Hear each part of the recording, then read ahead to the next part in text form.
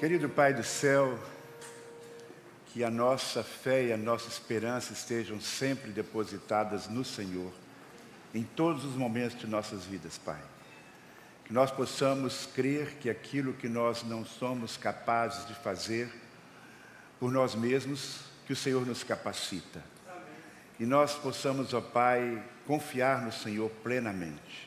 Que possamos depositar em Ti a nossa esperança. E que o desejo do nosso coração seja sempre fazer a Tua vontade, Pai.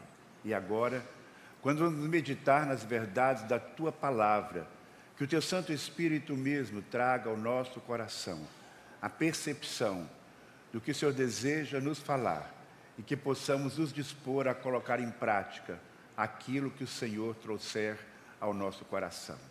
É o que nós te pedimos em nome de Jesus. Amém. Muito bem, meus queridos irmãos. No domingo passado, nós encerramos uma longa jornada no livro de Gênesis e pretendemos dar sequência no livro de Êxodo. Mas vamos fazer uma pequena pausa durante uma pequena série de 3 mensagens.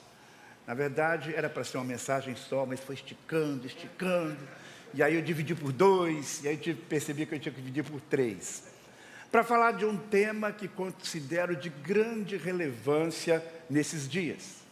Nesses dias de carnaval, enquanto a gente, querendo ou não, em algum momento, vê algumas cenas, e se ficar então na televisão, né, ou na internet, inevitavelmente vamos ver corpos desfilando na avenida, pessoas desfilando na avenida, e exibindo seus corpos com adereços, com fantasias, muitas vezes caríssimas, corpos esculturais, pessoas sambando ali ao ritmo das músicas regionais.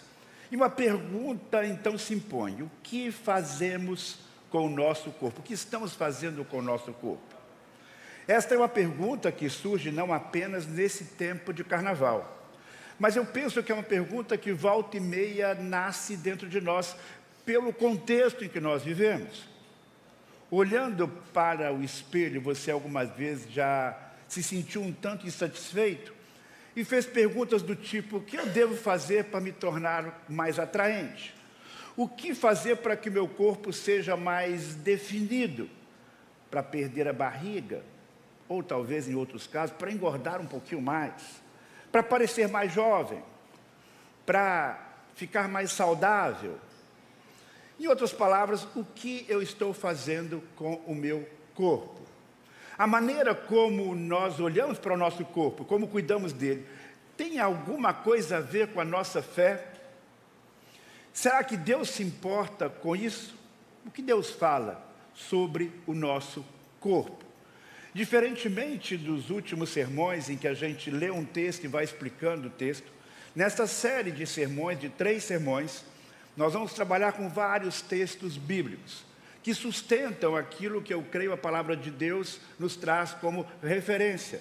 Eu apresentarei reflexões e conselhos bem práticos para que nós possamos usar o nosso corpo de acordo com o propósito maior de Deus para a nossa vida.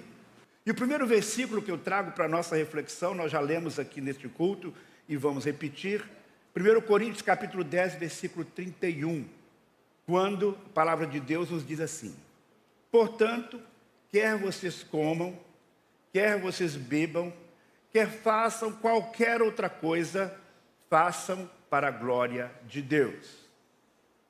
Primeiro conceito claro que nós podemos trazer das Escrituras sobre o nosso corpo é que você e eu somos desafiados a usar o nosso corpo para glorificar a Deus.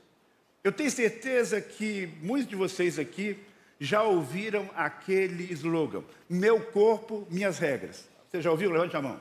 Já ouviu esse slogan? Grande parte já ouviu, né?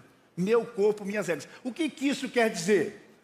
Isso aí vem no bojo de uma campanha de que especialmente os homens não devem abusar de uma mulher, não devem tocar no seu corpo, não devem se aproximar dela, a não ser que ela consinta. Mas, na verdade, isso tem outros conceitos também, tem outras coisas por trás. Quando diz, não, a mulher é livre, por exemplo, para abortar, porque, afinal de contas, o corpo é dela. Mas será que esta frase, de fato, expressa a perspectiva bíblica do uso do corpo? Não. Esta não é uma percepção adequada para um cristão autêntico. Porque tudo que nós fazemos deve estar conectado ao propósito maior de Deus para a nossa vida. E qual é o propósito maior de Deus para a nossa vida? Podem falar? Mais forte. Um ouviu o outro aí, né? Promover a glória de Deus, glorificar a Deus. O propósito maior da nossa vida, que inclusive está na missão de nossa igreja, né? É glorificar a Deus, ou manifestar a glória de Deus. E é interessante que quando Paulo vai falar sobre glorificar a Deus neste texto, ele não diz que escolha uma igreja onde você possa glorificar a Deus. Ele não diz, trabalhe bastante na igreja, pratique atividades religiosas para glorificar a Deus. Para glorificar a Deus, ajude o seu próximo, faça penitências, ore mais. Todas essas coisas são importantes. Mas nesse caso aqui, ele está dizendo que é na atividade cotidiana. É naquilo que você tem a necessidade de fazer todo dia. Atividades básicas, essenciais, exercidas através do seu corpo. O que ele citou aqui? Comer, beber e abrir o leque, qualquer outra coisa, com seu corpo, próprio corpo. E o que é a glória de Deus? Relembrando, porque esse conceito é importante. A glória de Deus significa a manifestação da presença de Deus de uma forma visível, impactante. Quando nós falamos sobre glória de Deus, sempre que a Bíblia fala sobre glória de Deus, esse é o conceito que está por trás. Deus se manifesta de uma forma impactante, mesmo no cotidiano. E existem, então, alguns pressupostos importantes sobre como eu posso glorificar a Deus, entendendo que o meu corpo me é dado, devo usá-lo para a glória de Deus, na prática, no dia a dia. Como isso acontece? É preciso antes que você compreenda uma coisa. O seu corpo pertence a Deus por direito de criação, porque foi Ele quem o formou e lhe deu vida. Nossa vida, obviamente, está inseparavelmente ligada ao nosso corpo. Minha vida e a sua vida é mais do que o corpo que possuímos. Gosto muito da descrição acerca de nossa existência, que diz que nós somos uma unidade indivisível, intrínseca, corpo, alma e espírito. Como alguém já disse, num certo tom jocoso, mas não deixa de ser verdade, corpo sem alma é defunto, e alma sem corpo é fantasma. O corpo, então, ele não é uma coisa que surge por um acaso. Cada ser formado no ventre materno não é resultado apenas de leis biológicas. Jó, capítulo 10, versículo 8 e 11, diz assim, Jó falando em relação a Deus: Tu me formaste com as tuas mãos, tu guiaste a minha concepção, me moldaste no ventre materno. Com carne e pele me vestiste e me teceste os ossos com meus tendões. Tu me deste vida e me mostraste teu amor e com teu cuidado me preservaste. E aí chegamos também àquele outro texto mais conhecido do Salmo 139, quando o salmista diz: Tu formaste o meu interior e me teceste no ventre de minha mãe. Eu te agradeço por me teres feito de modo tão admirável. Tuas obras são maravilhosas e disso sei muito bem. E nós podíamos citar as muitas maravilhas do corpo humano criado por Deus. Dentre elas eu destaco o nosso coração, por exemplo. Ele trabalha sem parar. Ele bate em média mais de 100 mil vezes por dia, bombeando sangue para todo o corpo, sem que a gente nem precise pensar sobre isso. O cérebro que nós temos é mais rápido que um computador. Ele processa informações em milésimos de segundos e coordena bilhões de conexões entre os neurônios. Cada pessoa é biologicamente única, impressões digitais, estruturas genéticas e características internas tornam cada ser humano irrepetível. O corpo se renova constantemente. Centenas de células são substituídas ao longo do tempo, mostrando um ciclo contínuo de renovação. O sistema imunológico é um exército invisível. Milhões de células trabalham dia e noite para defender o organismo de vírus, de bactérias e outras ameaças. O corpo é capaz de se curar. Cortes, fraturas, tecidos lesionados acabam acionando processos automáticos de reparo, algumas vezes sem remédio. Respiração e batimentos cardíacos acontecem sem comando consciente. Mesmo dormindo, seu coração está batendo e você respirando. Mencionei apenas aqui alguns aspectos que mostram essa maravilha que é o corpo humano. E Deus tem o direito de propriedade sobre este corpo, porque foi Ele que nos formou. Nós não temos, então, direitos absolutos sobre o próprio corpo.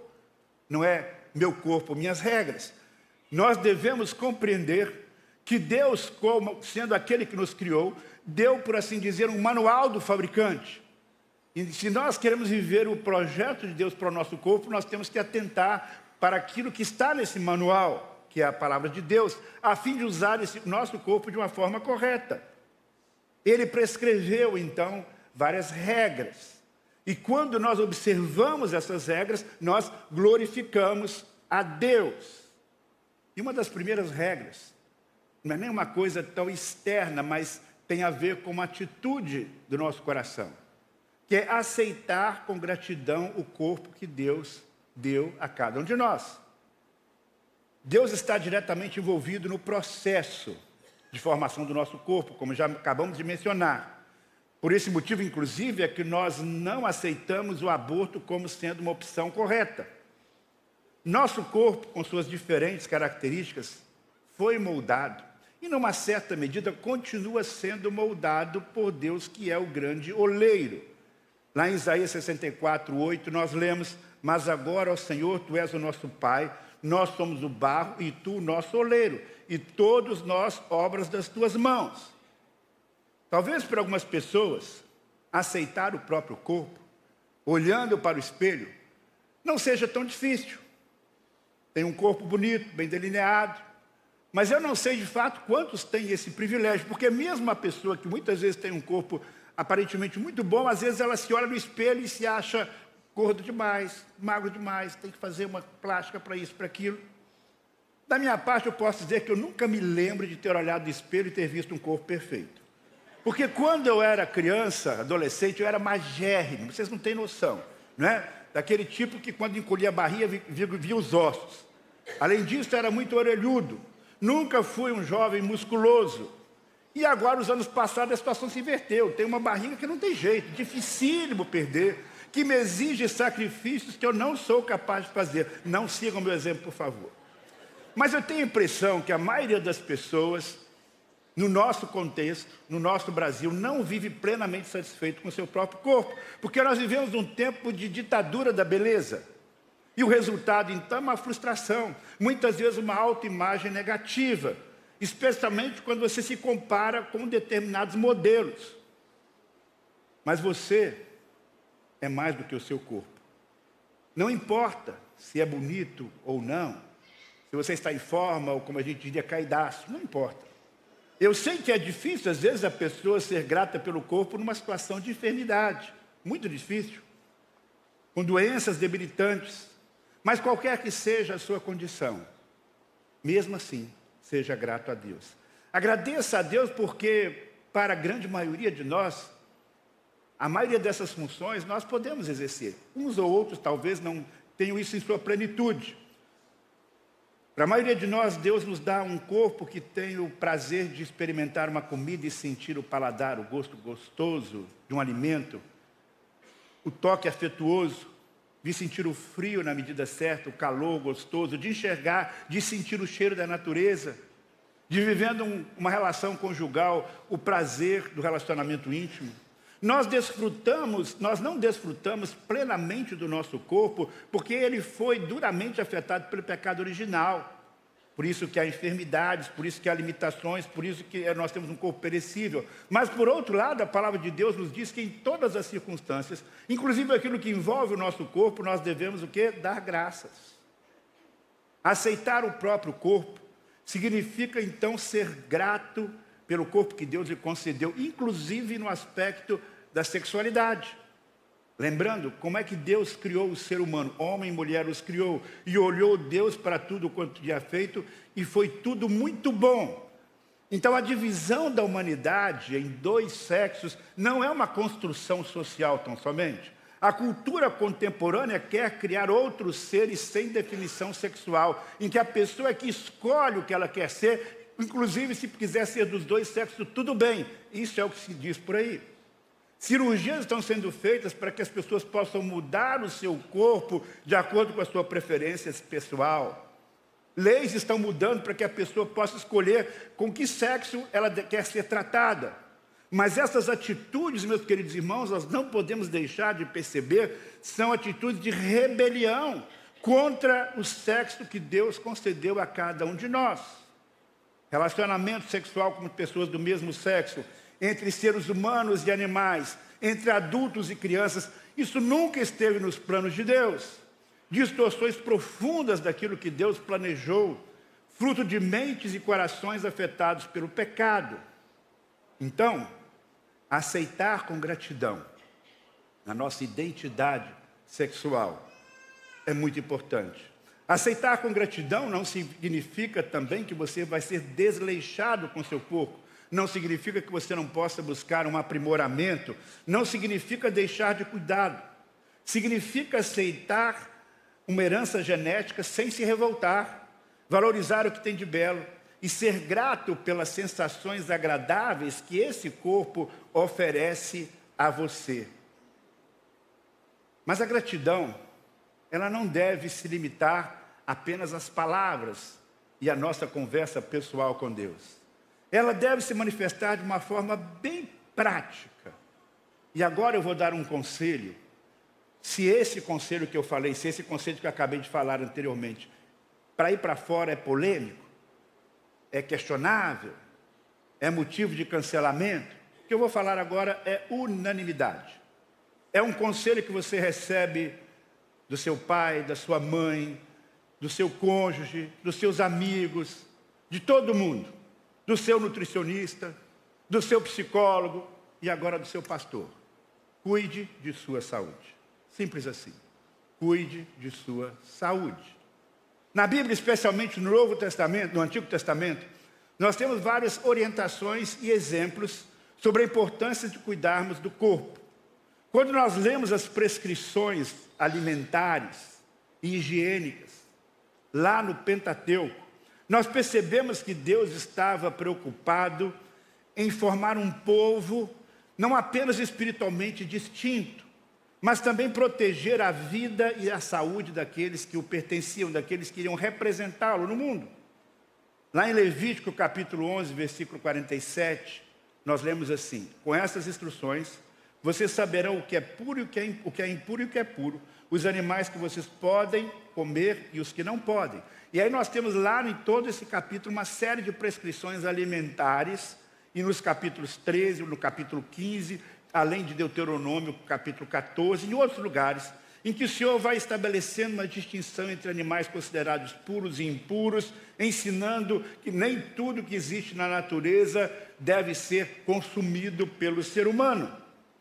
Naquele contexto, é importante que se diga, num contexto que não havia freezer, não havia geladeira, não havia os recursos que nós temos hoje para a preservação dos alimentos, por exemplo. Nós entendemos que eram orientações bem específicas, mas elas trazem um princípio universal, que Deus se importa com o que nós colocamos dentro do nosso corpo. Mesmo sem conhecimento científico, Israel foi guardado de muitos riscos à sua saúde, simplesmente por obedecer esta instrução da palavra de Deus. Deus estabelece limites para proteger aquilo que Ele criou. Então nós temos lá no Antigo Testamento, especialmente no Pentateuco, leis alimentares, leis claras sobre higiene, isolamento das pessoas que estavam com a doença contagiosa, purificação de roupas e objetos. Coisas que hoje reconhecemos como coisas básicas, medidas sanitárias básicas. Quando nós juntamos estes ensinamentos, nós podemos então concluir que o cuidado com o corpo não é uma coisa sem importância, não é um assunto divorciado daquilo que Deus deseja para as nossas vidas. Ele não nos chama apenas à santidade da alma, mas também a uma vida responsável, disciplinada e cuidadosa com o corpo, porque Ele deseja o nosso bem-estar integral. E quando o nosso corpo fica debilitado, toda a nossa vida fica afetada. Você pode ter dificuldade, inclusive, de estar aqui, nesse espaço onde a gente fortalece a fé. A enfermidade debilita a sua saúde. Você certamente terá mais dificuldade de fazer o que Deus chamou você para fazer. Você vai gastar mais tempo, mais dinheiro, com medicamentos, e podemos até abreviar o nosso tempo de permanência nesse mundo quando descuidamos de nossa saúde. A santidade proposta por Deus, meus irmãos, de fato, envolve o nosso corpo. Romanos 12:1 nós lemos: portanto, irmãos, suplico que entreguem seus corpos a Deus por causa do que Ele fez por vocês, que seja um sacrifício vivo e santo, do tipo que Deus considera agradável. Esta é a verdadeira forma de adorá-lo. Se devemos oferecer nossos corpos como sacrifícios vivos, não deveríamos oferecer esse corpo da melhor maneira possível, mais puro possível. E isso não implica não apenas na questão da sexualidade. Pense nos cultos do Antigo Testamento. Eles ofereciam qualquer animal ao Senhor? Não, eles ofereciam o melhor, os cordeiros imaculados. Isso significa que nós devemos também fazer o que é possível para manter o nosso corpo saudável e útil por tanto tempo quanto for possível. Todos nós já estamos cansados de saber o que precisamos fazer nessa área, mas estamos praticando? Vamos relembrar que estamos ingerindo.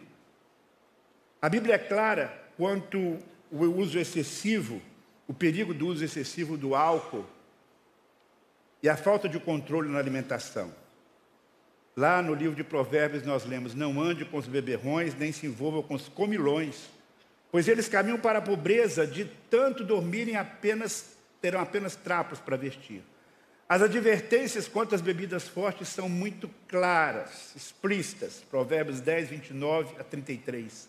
Quem se sente angustiado e triste, quem vive brigando e se queixando, quem sofre sofrimentos desnecessários, quem tem os olhos sempre vermelhos, aquele que passa horas tomando vinho, experimentando bebidas fortes. Não olhe demoradamente para o vinho, observando quando ele é vermelho, mas brilha no copo e desce suavemente, pois no fim ele morde como uma cobra venenosa, pica como uma víbora, você terá alucinações e dirá coisas sem sentido. Quando nós olhamos para a história do profeta Daniel, quando ele ainda era jovem, antes mesmo de exercer o seu ministério, sabemos que ele chega lá na corte e é quase que obrigado a comer e a beber os manjares do rei, mas ele entende que aquilo não era compatível com a sua fé. E ele então toma um propósito de não se contaminar e faz um teste, propõe um teste e é aprovado. Não se empaturrava com os banquetes reais ou com muito vinho. No Novo Testamento, lá em Gálatas capítulo 21, nós lemos que uma das obras da carne é exatamente a bebedeira. Desde criança, eu aprendi, eu sei que muitos aqui aprenderam em casa e na igreja, que o crente não deveria fumar, não deveria beber, não deveria usar drogas. Este era um padrão muito claro nas igrejas. Eu sou grato a Deus porque eu nunca tive que lutar contra esse tipo de situação, porque internalizei isso. Então, essas práticas prejudiciais à saúde nunca foram para mim um problema. Mas existem outras situações que nós temos que estar atentos, porque nem sempre nós damos a devida atenção. Salomão já alertava: se você encontrar mel, não coma demais para não enjoar e vomitar. A sabedoria bíblica, escrita antes da era cristã, já mostra os perigos dos excessos. Curiosamente, a história confirma esse princípio. Nos tempos do auge do Império Romano, há registros de banquetes em que as pessoas comiam tanto e queriam comer tanto que elas comiam e vomitavam para poder comer mais. A Bíblia descreve assim os que vivem longe dos caminhos de Deus. O destino dele é a perdição, o seu Deus é o estômago, e eles têm orgulho do que é vergonhoso, só pensam em coisas terrenas. Bem, entre nós que não colocamos uma boca de álcool na boca, não fumamos, não drogamos, e também não chegamos nesse ponto dos romanos, talvez o desafio seja outro, mas não deixa de ser um desafio. O cuidado com a alimentação. Eu não estou falando aqui, então, sobre o pecado da glutonaria necessariamente, mas da importância da moderação, de se abster ou melhorar o consumo de determinados alimentos, dietas com alto calor teórico, açúcar, gorduras, essas coisas todas que a gente já sabe. Não vou dar uma receita detalhada aqui, isso é papel do seu nutricionista, do seu médico, mas o que eu quero dizer é que há um aspecto aqui que a gente tem que considerar, que tem a ver com a nossa espiritualidade. A Bíblia fala lá em Gálatas capítulo 5, versículo 22, que um dos frutos do Espírito, aparece lá no fim da lista, não é? Podia até ter ficado de fora, mas Deus colocou, é o domínio próprio. Domínio próprio é quando eu preciso rejeitar um pedaço de lasanha às 11h30 da noite, para não exagerar ali, né? É quando você já sabe que bateu a sua dosagem diária de caloria e aquela barra de chocolate lindo está na sua frente. Além disso, existe um outro desafio para alguns de nós. São os exercícios físicos. Meu irmão, eu tenho uma profunda admiração por aquela pessoa que sente um prazer em sair de manhã, ir para a academia, ou sair correndo lá na beira-mar, de madrugada, vai fazer seu funcional, vai malhar, faz isso diariamente. Eu tenho que confessar aqui a minha fraqueza. Já experimentei tanta coisa. Natação, ciclismo, caminhada, corrida leve, pilates, musculação, esteira. E tudo se torna difícil para mim depois de algum tempo. Eu vou voltar. Eu prometo. Prometo. Eu até pensei se eu podia pregar esse sermão hoje, porque eu não posso dar exemplo dessa área. Mas as minhas limitações não podem impedir a verdade da palavra de Deus. Então, estou aqui falando e confessando. Agora, tem uma outra coisa que eu acho mais fácil, que nem sempre todo mundo observa, e que é importante para cuidar do corpo, é o descanso. Nosso corpo não é uma máquina de trabalhar intermitente. Na verdade, até as máquinas precisam de manutenção, precisam parar um pouco para manutenção. A sabedoria de Deus, quando Ele determinou lá no Antigo Testamento que nós deveríamos dedicar um tempo de descanso, está lá nos 10 mandamentos, coisas prioritárias.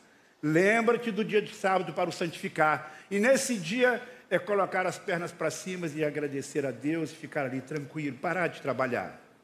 O próprio Cristo, quando estava aqui na sua condição humana, algumas vezes ele parava tudo e dizia: vinde um pouco à parte, a um lugar deserto, para a gente relaxar, descansar. Ter uma noite de sono reparadora, ter um tempo regular para o descanso, todos nós sabemos, é autocuidado e sabedoria. E os cuidados médicos? Tem bem pessoas que não cuidam da sua saúde preventivamente. Nunca vão a um médico fazer um check-up. E quando vão, o médico prescreve exames, só que ele não faz os exames. E quando faz os exames, ele não vai buscar o resultado. E quando ele busca os resultados e volta no médico, o médico prescreve uma receita, ele não segue a receita. Então o negócio está complicado. Algumas pessoas, aliás, eu acho que todos nós, na verdade, hoje, em algum momento, vestimos a carapuça, não é verdade? O que eu estou fazendo com o meu corpo? Se você não se encaixou em nada disso, meu irmão, você é um herói. Para finalizar, eu quero relembrar um conceito bíblico que é a causa principal, na minha visão, de buscarmos tudo isso. Buscarmos o objetivo maior, que é glorificar a Deus. Mas é uma realidade que nós já temos e que nós não podemos esquecer. Já lemos sobre isso hoje no culto, vou reler. Vocês não sabem que seu corpo é templo do Espírito Santo, que habita em vocês e lhes foi dado por Deus? Vocês não pertencem a si mesmos, pois foram comprados por alto preço. Portanto, glorifiquem a Deus com seu corpo. A razão pela qual nós vamos glorificar a Deus com o nosso corpo, em primeiro lugar, é porque Ele nos fez. Mas é uma outra grande razão, exclusiva para nós, discípulos de Jesus, é que o seu corpo, o meu corpo, é morada do Espírito Santo. Meus irmãos, esse é um dos conceitos mais lindos, mais impressionantes que eu encontro nas Escrituras. Deus, que se fez presente ao longo da história, e foi revelando a sua glória em diferentes contextos, a começar pela natureza, os céus manifestam a glória de Deus, que Ele manifestou a sua glória lá no tabernáculo, quando Moisés preparou o tabernáculo, que manifestou a sua glória no templo erguido por Salomão, que manifestou a plenitude da sua glória em Jesus Cristo. Ele diz que agora, a partir da vinda do Espírito Santo, Ele manifesta a sua glória no meu corpo, no seu corpo, no corpo de cada um dos seus filhos, de cada um que nasceu de novo. E há um texto na Bíblia que retrata isso de uma forma magnífica, lá em 2 Coríntios 4, 7. Agora nós mesmos somos como os vasos frágeis de barros que contêm este grande tesouro. Nosso corpo é como um jarro de barro frágil, embalagem frágil, perecível, mortal, afetada pelo pecado. Mas Deus ousa colocar a sua presença gloriosa dentro de nós. Dentro desse corpo. Como isso acontece, eu não sei explicar, mas eu creio. Onde Deus está hoje? Em mim e em você, neste nosso corpo. Isso é um mistério tremendo, mas é um privilégio também extraordinário e uma enorme responsabilidade. O que eu estou fazendo com o meu corpo? O que você está fazendo com o seu corpo? Devemos nos lembrar que, na verdade, nós não somos donos desse próprio corpo. Somos mordomos. Ele pertence a Deus por direito de criação. Ele pertence a Jesus Cristo porque Ele nos redimiu e vai nos dar um novo corpo. A minha responsabilidade, a sua responsabilidade, é cuidar da saúde da melhor maneira possível e jamais se esquecer que esse corpo nos é concedido para manifestarmos nele a glória de Deus. Este é o meu desafio pessoal e espero que seja também o seu. Que Deus os abençoe. Amém. Vamos orar? Pai do céu, grande privilégio e responsabilidade cuidarmos deste corpo onde o Senhor habita e que nós possamos testemunhar, como Daniel, do teu poder, cuidando bem deste corpo e que nós possamos usá-lo para o teu louvor, para a tua glória, para o teu serviço, para abençoar vidas. Que possamos ser gratos pelo corpo que o Senhor nos dá. E por meio desta gratidão, possamos também dar testemunho de quem somos. É o que nós pedimos, Senhor, em nome de Jesus. Amém.